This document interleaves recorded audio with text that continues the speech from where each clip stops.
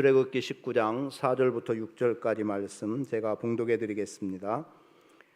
내가 애굽 사람에게 어떻게 행하였음과 내가 어떻게 독수리 날개로 너희를 업어 내게로 인도하였음을 너희가 보았느니라. 세계가 다 내게 속하였나니 너희가 내 말을 잘 듣고 내 언약을 지키면 너희는 모든 민족 중에서 내 소유가 되겠고 너희가 내게 대하여 제사장 나라가 되며 거룩한 백성이 되리라. 너는 이 말을 이스라엘 자손에게 전할지니라. 아멘.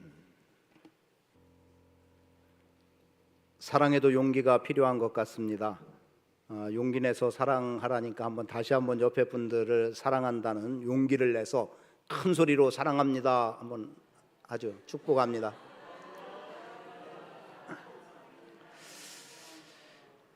당신은 복의 근원입니다. 옆에 분들 축복하겠습니다. 당신은 복의 근원입니다. 당신은 하나님의 소유된 백성입니다.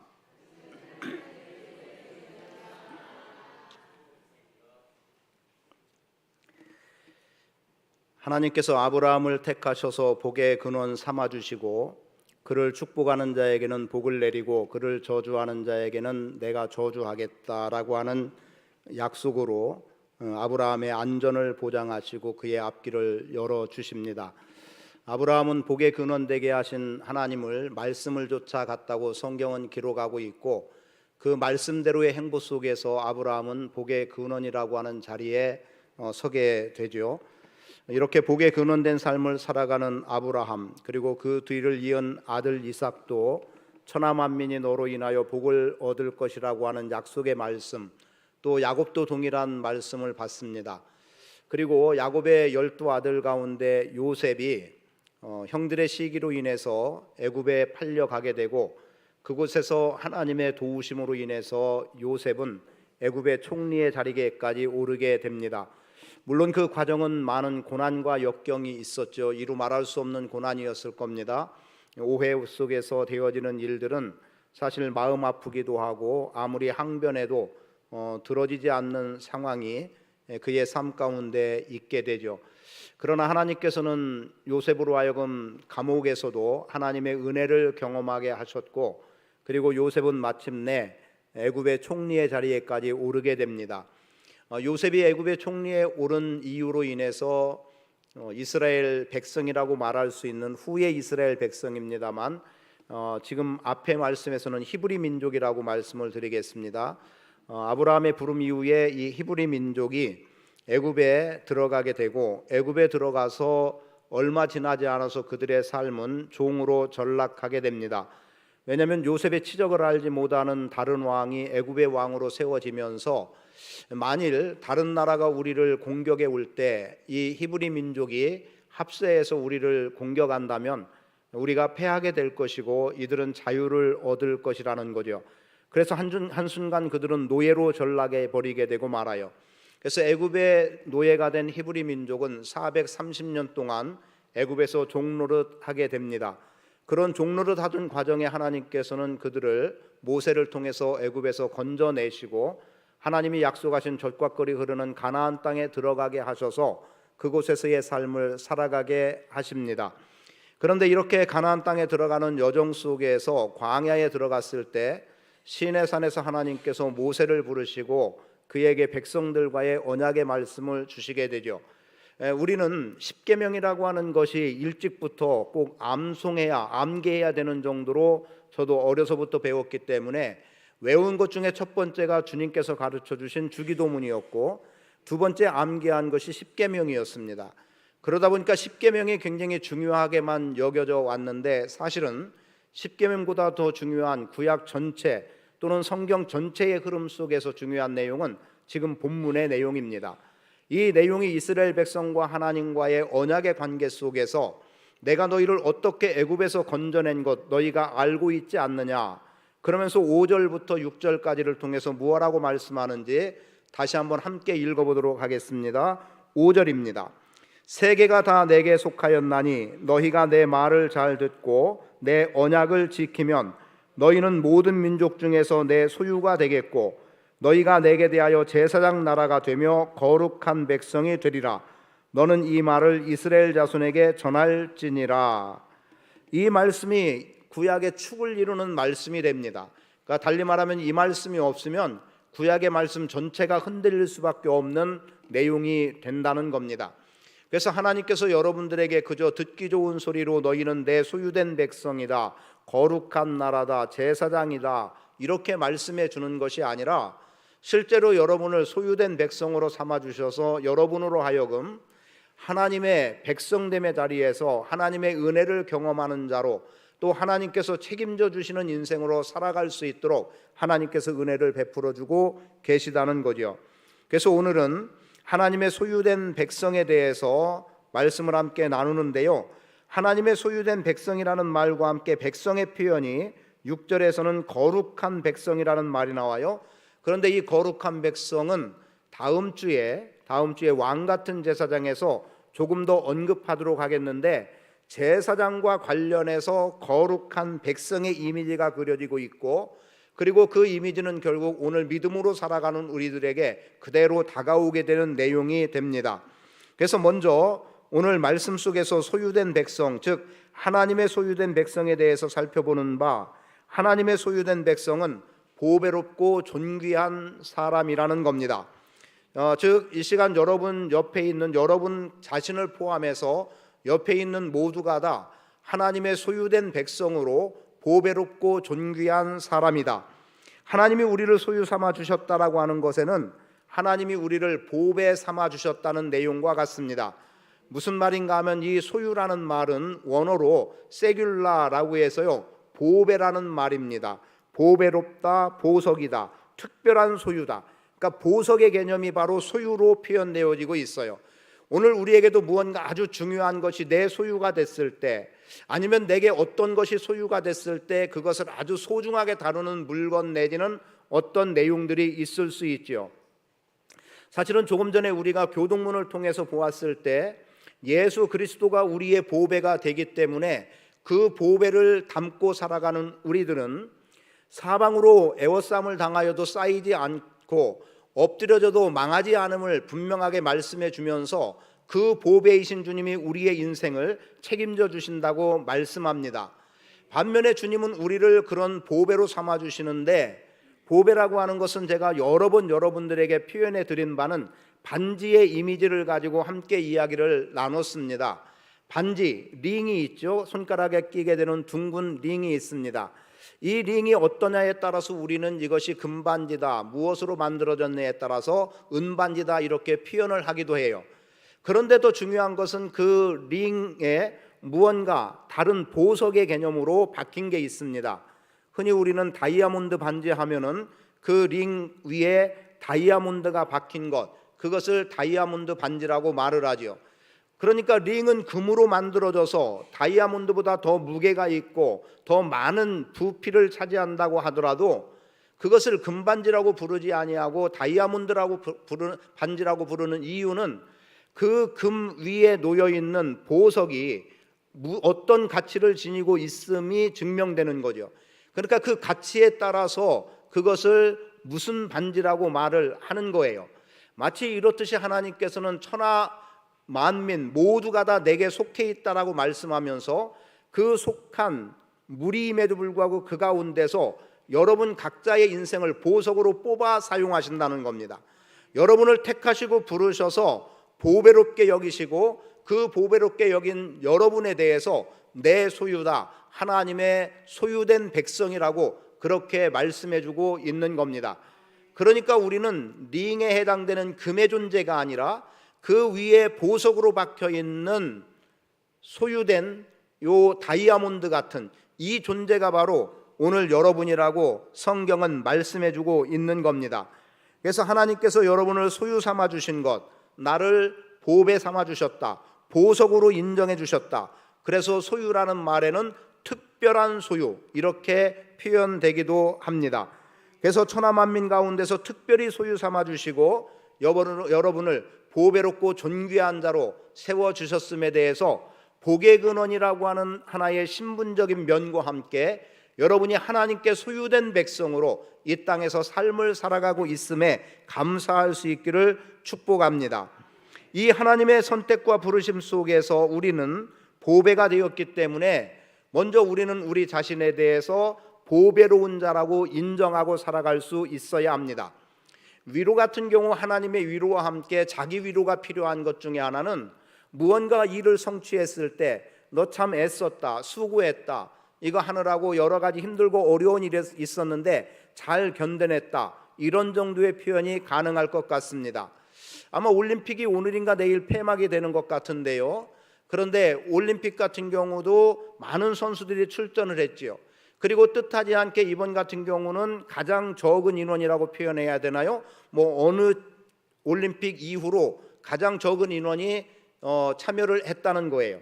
그리고 목표는 금메달 5개 정도, 이것도 딸까 말까 하는 정도로 우리나라가 출전을 했는데 아마도 금이 거의 10개 가까이 따진 것 같아요. 그리고 또 그동안 따내지 못했던, 전혀 생각지도 못했던 분야에서 금메달을 따고 하는 것들을 보고 환호할 수 있었습니다.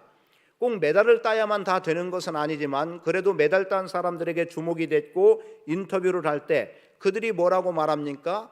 가장 가깝게는 제가 접한 것은 탁구, 복식에서 이은혜라고 하는 선수인가요? 처음 본 선수였어요. 그도 올림픽에 처음 출전했다고 하는데 단체에서 동메달을 따고 인터뷰하는데 하나님 아버지께 감사하다라는 표현을 했어요. 그리고 그 뒤에 또 어떤 표현 중에 또 감사하다는 표현을 거듭하더라고요. 그의 삶 속에서 믿음의 사람이죠. 그리고 시작하기 전에 3명이 모여서 기도하고 시작하는데 이은혜 맞나요? 이름 정확하지 않은 이 이은혜라고 하는 선수가 기도로 시작을 하고 있더라고요. 그리고 또 다른 어떤 선수는 내가 지금까지 힘들여 여기까지 준비해 온 것에 대해 이만한 성과를 얻은 것에 대해서 자기 스스로를 칭찬하는 거죠. 애썼다는 겁니다. 딸만하다는 거예요. 그래서 자기의 위로 혹은 자기에 대해서 그렇게 인정하는 태도는 대단히 중요한 부분이 되겠지요. 그러면 오늘 여러분은 여러분 자신에 대해서 얼마나 여러분을 보배롭고 존귀한 자로 스스로 인정하고 살아왔는지도 한 번쯤은 점검해 볼 필요가 있습니다. 나는 이래서 부족하고 나는 저래서 부족하고 나는 이것도 못하고 저것도 못하고 그래서 나는 별로, 말 그대로 별 볼 일 없는 사람 정도로 나를 취급하며 살아왔는지를 돌아보기를 원합니다. 저도 말씀을 대하면서 스스로를 생각해 보니까 많은 부분에서 저 자신이 비관적인 표현을 쓰기도 하고 저 자신에 대해서 인정하지 않는 많은 태도들을 보여왔더라고요. 말씀을 전하는 입장에서 참 부끄러울 수밖에 없는 저의 삶의 모습들이 보여지는 거예요. 그래서 좀 더 면밀히 들여다보았더니 나와 상관없는 먼 사람들과의 어떤 관계에서는 제가 저 자신을 비하할 아무런 이유가 없더라고요. 그리고 그러지도 않았고, 그런데 가까운 사람과의 관계에 문제가 생길 때 오히려 내가 이것밖에 되지 않는가, 나는 이렇게 비천하고 나는 쓸모없는 존재처럼 여겨지는 일들이 많이 드러나고 있음을 보게 됐습니다. 물론 가깝다고 표현하면 가족이 가장 우선이 되겠지만 조금 더 넓게 본다면 저는 이런 경우들을 최근에 많은 부분에서 제 스스로를 낮추고 비난했던 적이 있어요. 그게 뭐냐면 성도들과의 어떤 관계 속에서 저의 문제가 아니었습니다. 직접적으로는 저의 문제가 아니고 다른 누구와 누군가의 관계 속에서 문제가 생겨지고 거기서 발생하는 내용들에 대해서 정리를 해나가야 되고 뭔가 가닥을 잡아야 되는 입장에서 내가 이것밖에 되지 않나, 내가 목사가 맞긴 한가, 나 같은 목사가 뭘 할 수 있지, 이런 말을 최근 한 달여 동안에 너무 많이 했더라고요. 물론 겉으로 드러내서 한 내용도 있지만 제 스스로의 상황 속이었습니다. 그래서 어떤 사람을 만나고 나름 조율을 해보려고 했고, 그리고 정말 어떻게 보면 그냥 이를 악물고 결단을 내리고 아주 강하게 매듭을 짓고 했던 이런 적이 있습니다. 그런데 그런 모습을 보면서 목사로서 성도를 마땅히 바르게 말씀으로 양육하고 가르쳤는가, 그리고 내가 그만한 본이 되지 못해서 이런 문제가 발생된 것은 아닌가.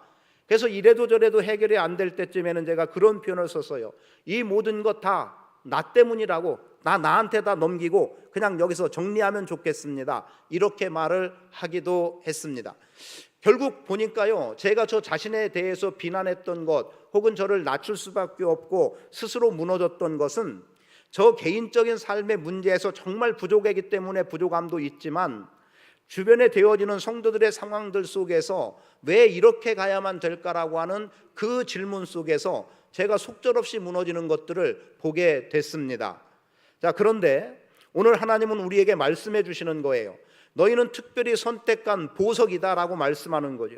이 보석이기 때문에 너는 너 자신에 대해서 보배롭고 존귀한 자라고 인정하고 가야 될 것을 말씀해 주는 거예요.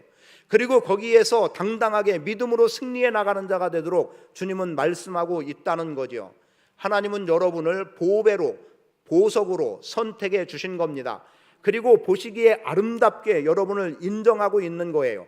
여러분 각자가 하나님의 소유된 백성인 특별한 소유로서의 나는 보석이다 라고 인식하고 삶을 살아갈 수 있게 되기를 바랍니다.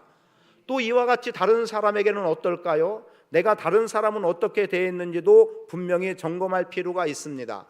내가 다른 사람을 점검할 때 내 기준으로 판단하겠죠. 이 사람은 이렇고 저 사람은 저렇고, 그래서 이 사람은 내가 무시해도 되고, 혹은 이 사람 앞에서는 내가 좀 조심해야 되고, 아니면 내가 저 사람은 높여줘야 되고, 갖가지의 반응들이 나올 수 있을 것 같아요. 그런데 오늘 본문을 통해서 우리에게 말씀하는 바는 하나님의 소유된 백성은 나뿐 아니라 그도, 상대도 하나님이 소유한 백성이라고 말씀하고 있어요. 하나님께서 소유하신 백성에 대해서 하나님은 기뻐하신다는 거예요. 제가 묵도할 때에 여러분에게 읽어드린 말씀은 스바냐 3장 17절의 말씀입니다. 너희 하나님 여호와가 너희 가운데 계시니 그는 구원을 베푸실 전능자이신데 그분이 오늘 우리로 인하여 기쁨을 이기지 못하신다는 거예요. 그러니까 주체할 수 없는 기쁨으로 우리 각자를 하나님은 대하고 계신 거예요. 그러면 내가 미워하고 내가 부정적으로 말하고 내가 가볍게 여겼던 그 상대에 대해서 하나님께서 그를 보고 주체할 수 없는 기쁨을 갖고 계신다는데 나는 그 사람을 깎아내릴 이유가 있을까? 우리에게 그러라고 하나님께서 어떤 자격을 부여해 주셨을까? 그렇지 않다는 거죠. 그래서 나에 대한 존중과 함께 상대에 대해서도 배려하는 용기가 필요하고 사랑하는 용기가 필요하고, 아까 용사라고 하는 말이 용기 내어 사랑합시다라는데 정말 용기를 내야 된다면 사랑의 용기를 내시고 용서의 용기를 내시고 화해의 용서를 내시고 위로의 용서를 내시고 배려의 용서를 낸다면 오늘 우리는 상대에 대해서 그만큼 보배롭고 존귀한 자로 여기고 살아가는 삶이 될 거라고 믿습니다. 너희 하나님 여호와가 너희 가운데 계시니 그는 구원을 베푸실 전능자시라. 그가 너로 말미암아 기쁨을 이기지 못하시며 너로 잠잠히 사랑하며 너로 말미암아 즐거이 부르며 기뻐하시리라. 여러분, 하나님이 기뻐하는 여러분 각자예요. 하나님이 기뻐하는 다른 사람입니다. 여러분 자신을 보배롭고 존귀한 자로 인정하고 다른 사람을 보배롭고 존귀한 자로 인정하는 삶이 되어서 오늘 우리 교회 안에서는 누구라도 서로가 존중되어질 수 있기를 바랍니다. 어떤 사람은 많이 배우고 많이 가졌기 때문에 내가 저 사람 앞에서는 그냥 납작 엎드림이 아니라 오히려 나보다 못 배웠고 못 가진 사람 앞에 우리는 낮아지고 그를 높여줄 수 있음이 필요합니다.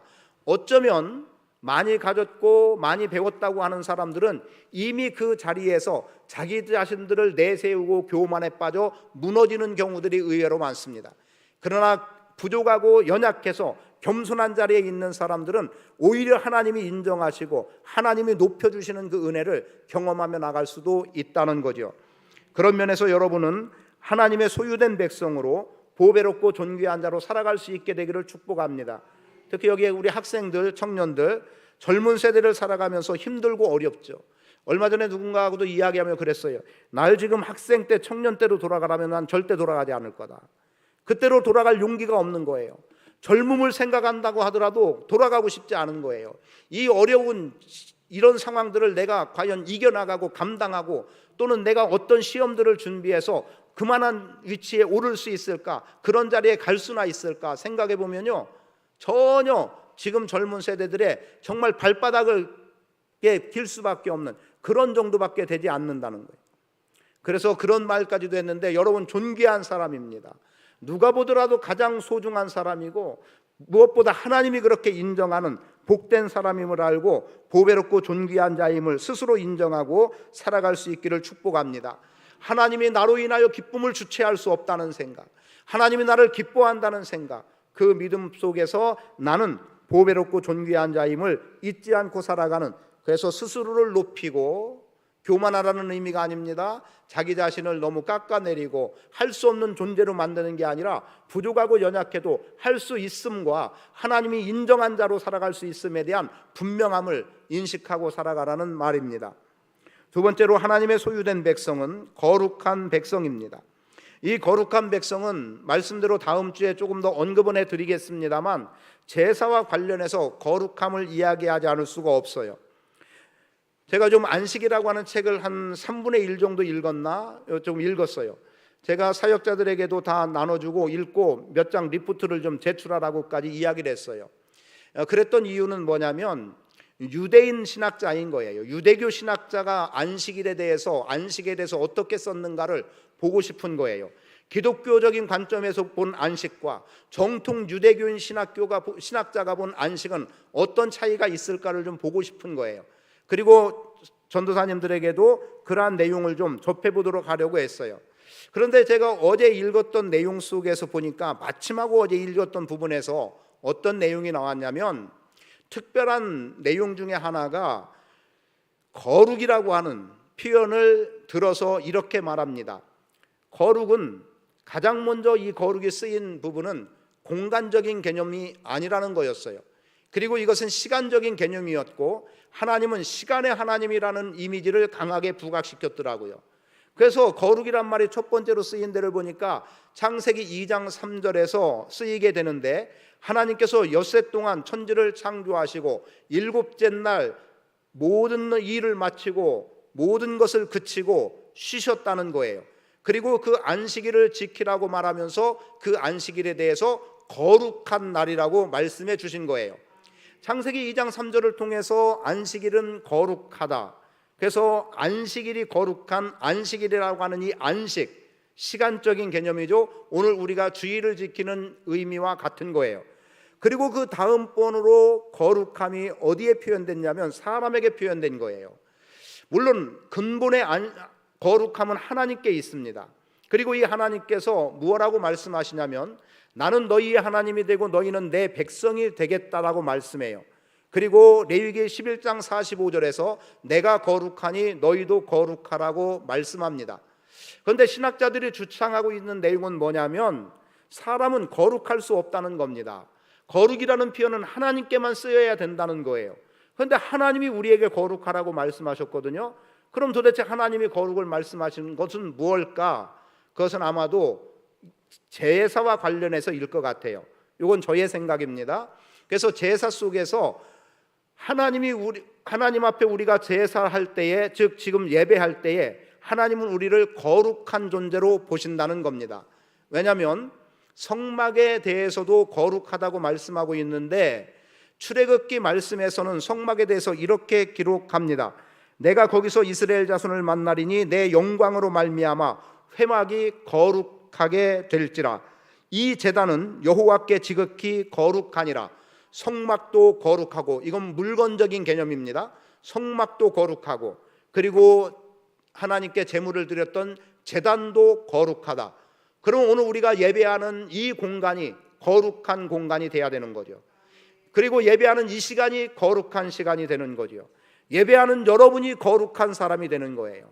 그러니까 철저하게 하나님은 시간과 공간과 사람 앞에서 오늘 거룩하라고 말씀하신 하나님 앞에 우리가 거룩해질 수 있는 시간은 안식, 즉 주일을 하나님께 예배할 때, 이때 우리는 다 거룩한 존재로 하나님 앞에 서는 겁니다. 왜냐하면 불의한 자로서 하나님 앞에 설 수 없고 부정한 자로서 하나님 앞에 설 수 없는 까닭이에요.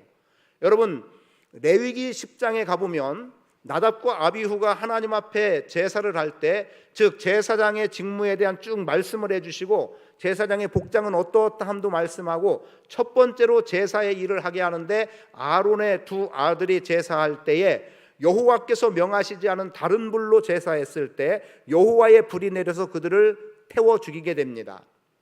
자, 불행한 일이었죠. 왜냐하면 어떻게 보면 제사의 제도를 말씀해 주신 가운데 첫 번째로 드려진 제사 속에서 이들이 여호와께서 명하시지 않은 다른 불로 제사했을 때 이들이 죽임을 당했다라고 할 때 그들이 죽임당한 이유는 여호와께서 명하시지 않은 다른 불입니다. 그것은 부정한 거예요. 그건 불의한 거예요. 그의 거룩성을 상실한 거예요. 오늘 여러분이 하나님을 예배하는 자리에 서서 하나님을 예배하는 이 시간, 지금이 여러분이 거룩한 존재로 하나님 앞에 서 있음에 대한 확신을 갖고 살아갈 수 있기를 축복합니다. 레위기 20장 26절에 보면 너희는 나에게 거룩할지어다. 이는 나 여호와가 거룩하고 내가 또 너희를 나의 소유로 삼으려고 너희로 만민 중에서 구별하였습니다. 구별했다는 거예요.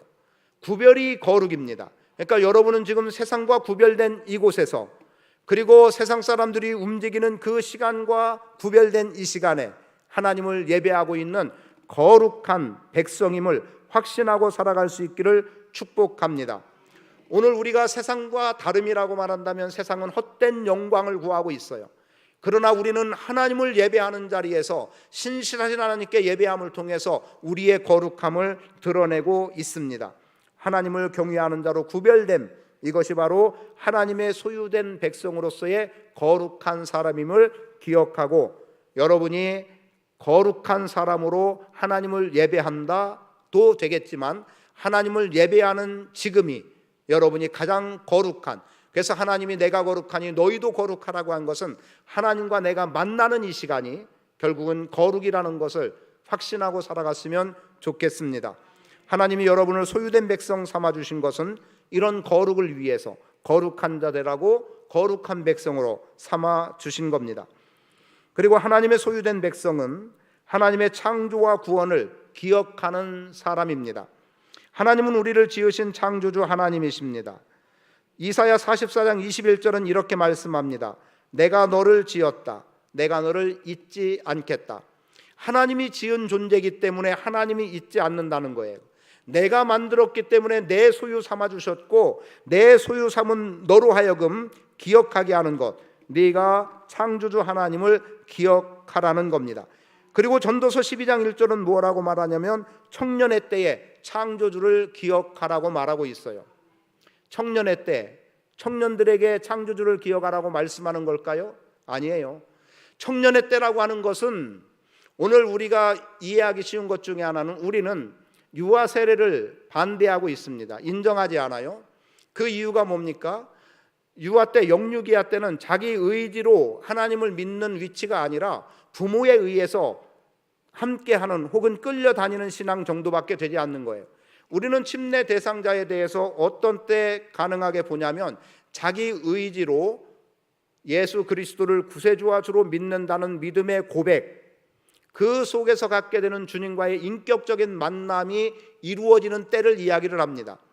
그러면 지금 청년의 때라고 하는 건 뭘까요? 창조주 하나님을 기억해야 되고 구원의 하나님을 기억해야 되는 때는 다른 누군가에 의해서 하나님이 너를 지었다, 너를 만드셨다라고 하는 것에만 머무르는 그런 정도의 때가 아니라 내 스스로 하나님이 나를 지으셨음을 고백할 수 있는 지금 저 청년의 때로 본다면 평생을 창조주 하나님을 기억하고 살아가라는 의미입니다.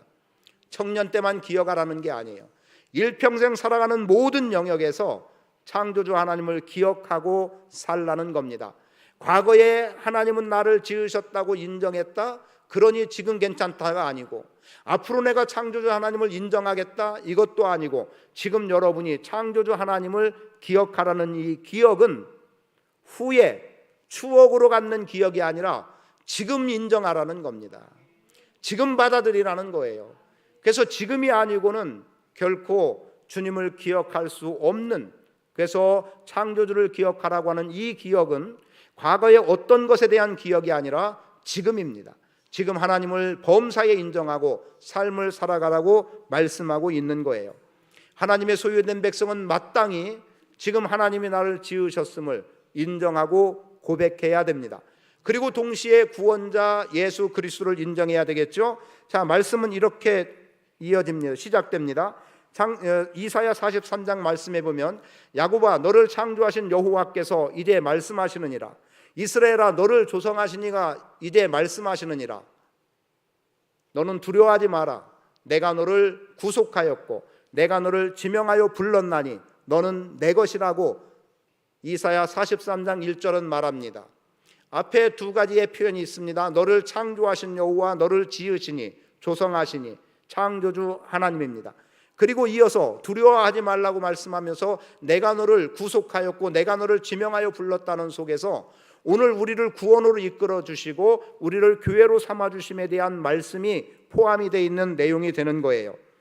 그러니까 하나님께서는 지금 여러분을 창조주 하나님으로서, 구원의 하나님으로서 인정하고 살아갈 것을 말씀하고 있는 겁니다. 그래서 오늘 우리는 예수 그리스도를 기억함과 창조주 하나님을 기억하는 것은 대단히 중요한데, 하나님은 창조와 더불어 구원의 은혜를 베풀어 주신 거예요. 그 구원을 위해서 예수 그리스도를 십자가에 못 박혀 죽게 하셨고 예수님의 피값으로 우리를 사셔서 구원받은 백성이 되게 하셨습니다. 그리고 디모데후서 2장 8절은 이 일에 대해서 이렇게 말씀합니다. 내가 복음을 통해 전한 바와 같이 다윗의 자손으로 나시고 죽은 사람 가운데서 살아나신 예수 그리스도를 기억하라. 여러분, 구원의 주님도 기억하라고 말씀하고 있는 거예요. 이 구원도 과거에 내가 어떻게 주님을 믿고 구원받았다라고 하는 것이 아니라 지금 믿는 믿음 안에서의 구원이 돼야 되는 겁니다. 과거의 행적이 중요한 게 아니에요. 지금이어야 합니다. 그래야 미래도 밝아질 수 있는 거고요. 그리고 미래나 되어질 것처럼 그래서 나중에 믿어보겠다, 나중에 어떻게 보겠다가 아니라 오늘 지금 창조주 하나님과 지금 구원의 주 그리스도를 인정하고 기억하는 것, 우리에게 필요한 부분입니다. 거듭 말합니다. 훗날 돌아보는 기억이 아니라 지금 인정입니다. 지금 여러분 마음속에 창조주 하나님, 구원주의 예수 그리스도를 영접하고 그 믿음으로 하나님의 소유된 백성으로 살아갈 수 있기를 축복합니다. 그리고 하나님은 이미 구원의 은혜를 허락해 주셨기 때문에 내 소유된 백성이라고 그렇게 불러주시는 겁니다. 하나님이 여러분의 이름을 불러주셨기 때문에 여러분은 하나님의 것이 되는 거예요. 지금 하나님의 소유된 백성으로 창조와 구원을 믿고 인정하고 살아가는 복된 인생 되시기를 축복합니다. 이제 끝으로 하나님의 소유된 백성은 하나님의 보호를 받는 사람입니다. 하나님께서는 하늘에서 내려다보시고 땅의 모든 사람을 지켜보시고 살피신다고 말씀하고 있습니다. 집에 가셔서 2주 전 수요일에 말씀을 드렸던 말씀을 기억하세요. 시편 33편의 말씀입니다. 그날도 동일한 하나님의 소유된 백성이라고 하는 제목으로 말씀을 드렸습니다. 물론 그 말씀은 시편 말씀 33편 전체의 말씀 속에서 하나님의 소유된 백성으로는 어떻게 살아갈까를 말씀드린 거예요. 그래서 소유된 백성은 하나님을 찬송해야 된다, 하나님의 보호하심 아래 있어야 된다, 몇몇 가지를 말씀을 드렸는데, 하늘의 하나님은 당신의 소유된 백성들의 땅에 친히 내려오셔서 돌보아 주시는 하나님, 함께 하시는 하나님이십니다. 무슨 말인가 하면 하나님은 우리의 생각은 하늘에 계시다라고 생각하고 있어요. 그런데 이 하늘에 계신 하나님이 우리의 인생의 현장에 내려오신다는 것을 우리는 알아야 돼요. 또 믿어야 됩니다.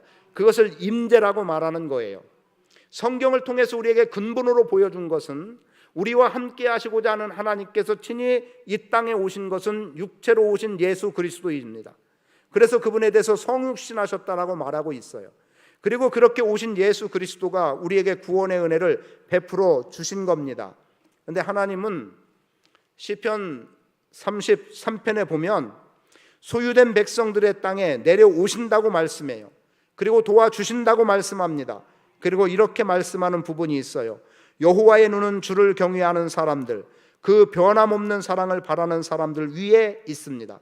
여러분, 여호와의 눈이 지금 여러분을 향하고 있음을 확신하십시오. 오늘 우리는 하나님께서 어느 순간 도와주셔야 한다라고 하는 믿음 가지고 있습니다. 또 도와주신다는 확신 있습니다. 그런데 하나님은 우리에게서 한순간도 눈을 띄지 않는 하나님이시라는 것을 우리는 알아야 돼요. 전에는 하나님이 나와 함께 하시더니 지금은 아니다가 아닌 거고요. 지금은 하나님이 함께 하시지 않지만 앞으로는 함께 하실 것이다도 아닌 거예요. 하나님은 예나 지금이나 또 앞으로 여전히 우리와 함께 하시는 하나님이심을 확신하고 살아갈 수 있기를 축복합니다. 하나님의 눈은 항상 우리를 지켜보시는 거예요. 그리고 지킴인 거예요. 하나님의 눈이 우리를 지켜보시고 이 땅에 오신 것에 대한 구약의 내용은 출애굽기 3장에 기록이 되어 있습니다. 여호와 하나님께서 이스라엘 백성들이 애굽에서 종로로 담에 있어 그들의 고통하는 소리를 듣고 부르짖는 소리를 듣고 그들의 우고를 알고 보시고, 이렇게 말씀해요. 듣고 보고 알고 계신 하나님이세요. 그리고 이어서 말씀은 이렇게 기록됩니다. 내려와서 하나님이 위에서 보시고 내려오신 거예요. 당신이 내려오시지 않고는 될 수 없는 사건이 구원의 역사입니다. 하나님이 위에서 바라보시고 너 이렇게 해라, 너 저렇게 해라 손가락으로 지시해서 된 일이 아니에요. 모세를 부르신 하나님은 친히 내려오셨어요. 모세만 내세워도 될지 몰라요. 그리고 말씀만으로 이렇게 해라 저렇게 해라 하실 수 있는 분이에요. 그런데 하나님은 친히 내려오셨다고 말씀하고 있고, 친히 내려오신 하나님은 불기둥과 구름기둥으로 이스라엘 백성들을 적과 꿀이 흐르는 가나안 땅으로 인도해 들이신 겁니다. 주님의 임재하심, 하나님의 보호입니다. 하나님의 살펴주심, 하나님의 보호 안에 있습니다. 하나님은 여러분의 인생을 안전하게 지키시고 보호하시는 분이에요. 하늘의 하나님은 땅의 하나님도 되시는 거예요. 하늘의 하나님은 땅의 백성에게 임하는 거예요. 바로 오늘 여러분, 우리에게 하나님은 임하고 계신 겁니다. 그래서 지금 오늘 우리 가운데 함께 하시고 소유된 백성을 보호하시는 하나님의 이미지를 그려가며 살아갈 수 있게 되기를 축복합니다. 마치 나를 낳은 부모가 내 삶을 책임져 주듯이, 물론 장성에서는 자기의 길을 걸어가겠지만 부모의 도움 없이 살 수 없는 어느 시점까지는 부모가 전적으로 책임지고 양육하고 보호하고 이끌어가지 않습니까? 그런 것처럼 어려서는 부모의 말씀에 순종해 나가는 건 마땅하고요, 그리고 자기 의지로 살아갈 즈음에는 부모에게 순종해 하나님의 말씀에 더한 순종을 갖고 살아가는 삶의 태도는 필요합니다. 여호와의 눈은 항상 여러분을 지켜보고 계시고 여러분을 안전하게 보호해 주십니다. 앞에 우리가 찬양했던 내용에도 보니까 넘어지더라도 붙잡아 주시네 라고 하는 가사가 있더라고요. 넘어지더라도 붙잡아 주시는 분입니다. 사방으로 우겨쌈을 당하여도 쌓이지 않는 은혜가 있는 거예요. 엎드려져도 넘어져도 망하지 않는 은혜가 하나님께로부터 주어지는 은혜임을 믿으십시오. 그래서 이사야 43장은 그 다음 이어서 뭐라고 말합니까? 2절에 이렇게 말씀하죠. 네가 물 가운데 지날지라도 물이 너를 침몰하지 못할 것이며 네가 불 가운데 지날지라도 불이 너를 사르지 못할 것이라고 분명하게 말씀하고 있습니다. 그리고 우리가 기억할 수 있는 내용이 있죠. 실제로 물 가운데 지났고 불 가운데 지났던 사건이 있습니다. 물 가운데 지났던 사건은 출애굽 당시 이스라엘 백성들이 홍해를 건너던 사건이죠. 앞에 홍해가 가로막혀 있고 뒤에는 애굽의 군대가 쫓아와요. 앞으로 나갈 수도 없고 뒤로 돌아갈 수도 없는 상황입니다. 아니, 요 사이에서 다 죽어야 되는, 그들과 전쟁을 치러서 패하고 죽을 수밖에 없는 상황이 되겠죠. 그런데 하나님은 홍해를 가르고 동풍을 일으켜서 그 땅을 마르게 하시고 그리고 안전하게 백성들을 건너게 하십니다. 그리고 그 뒤를 추적해 오던 따라오던 애굽 군대는 수몰당하는 사건을 보여주고 있습니다. 물론 애굽의 군대가 이스라엘 백성들이 홍해를 건너는 과정에 얼마든지 추적해 올 수 있는 상황임에도 불구하고 불과 구름 기둥으로 그들을 보호하셨습니다. 막아섰던 거죠. 불기둥으로 막아선 거예요. 그래서 병거가 더 이상 앞으로 나가지 못하게 한 거예요. 그리고 안전하게 다 건넌 후에 그들이 추적하게 될 때 다시 물을 합하여 죽게 했던 사건, 물이 너를 침몰치 못할 것이다. 하나님께 택함 받은 하나님의 소유된 백성은 하나님께서 물이 너를 침몰치 못하게 하는 은혜 속에 살아가게 하시는 겁니다. 자, 그럼 이쯤에 불 가운데를 여러분들이 누군가 떠올리는 사람이 있겠죠. 불 가운데 누굽니까?